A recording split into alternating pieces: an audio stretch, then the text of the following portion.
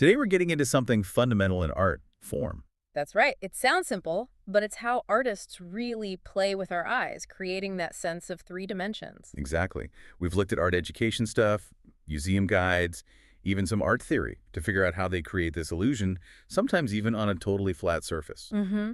And our goal here isn't just defining form. We want to explore the techniques artists use, kind of like visual This is tricks, a magic trick. and really understand why this matters, whether you're making art yourself or just looking at it. Okay, let's dive in then. We talk a lot about line and shape Yeah. in art class. How is form different? It feels bigger. It is bigger, dimensionally speaking. So shape is flat, right?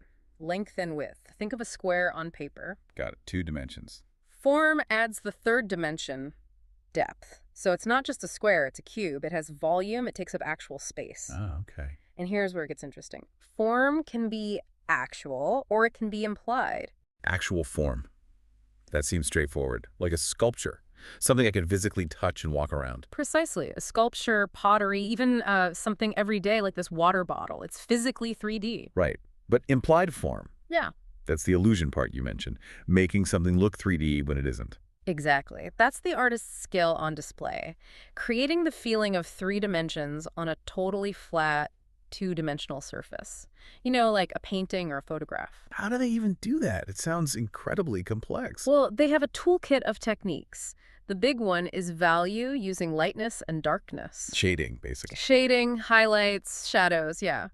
But also things like overlapping objects, putting one thing partially in front of another suggests depth. Okay, yeah, I can picture that. And also playing with distance and size. Things further away look smaller, maybe less detailed. It's all about tricking your brain. It really is like a visual language, a code almost. Yeah. Can you give a really clear example of implied form? Make it vivid for us. Sure. Think about drawing, say, a simple pear on a piece of paper. Just the outline is a flat shape. Right, just a pear shape. But to make it look round, solid, like you could pick it up, you start adding shadows where the light doesn't hit. Maybe a really bright spot, a highlight where the light source is strongest. Oh, okay, the light defines the shape. Exactly. Some sources even talk about painters dabbing on thicker, wet paint to create actual texture that also helps sell the illusion of volume. It's all about manipulating light and shadow and sometimes texture to create that sense of solidness. That's fascinating, just using light to sculpt on paper. Are there different kinds of forms artists use? That's a good question. Generally, yeah, we talk about two main types. Okay. First, you've got geometric forms. These are usually precise, often man-made. Think cubes, spheres, pyramids, cylinders. The kind of shapes with clear mathematical rules. Like buildings, boxes, that sort of thing. Exactly. Architecture, manufactured objects, lots of geometric forms there. They feel very structured. So what's the other type? Something less structured. Right. The opposite is organic forms. These are more free-flowing, irregular, unpredictable. They often look like things found in nature. Like what? Trees, clouds. Perfect examples. Trees, clouds, rocks, animals, even the human body. They tend to have curves, less rigid outlines. They feel more, well, natural or alive. So artists are constantly looking at both the man-made world and the natural world for inspiration. Absolutely. They draw from both geometric precision and organic fluidity. Okay, connecting this back. Yeah.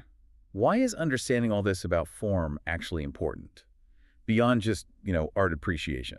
Well, it's fundamental, really. Form is one of the key building blocks of art, like line, shape, color, texture, value, and space. Knowing it helps you make better art, obviously. But for the rest of us, who maybe aren't artists, It sharpens your visual literacy. Understanding how implied form is created helps you see how images work on you. Think about advertising. how so? How product photos use highlights and shadows to make a car look sleek or a gadget look appealingly solid. It's about understanding visual persuasion. That's a great point. You start to see the techniques everywhere. You do. It even enhances critical thinking. You're analyzing how something is constructed visually. Think of Alexander Calder's wire sculptures. Some call them drawings in space. He took simple lines and bent them into 3D forms. It shows that clear link between 2D and 3D thinking. Wow. So understanding form really changes how you perceive the world around you, not just art. Definitely. It's a fundamental visual language. What an amazing exploration of form. From that magic trick of implied depth to distinguishing between the geometric and the organic. It really opens up how we see. So maybe the question for you listening is this. Now that you've got this lens, how will it change how you look at things tomorrow? Yeah, will you notice the form of everyday objects differently? Or maybe see the subtle ways light and shadow are used in images you encounter online or in magazines. What new connections might you make?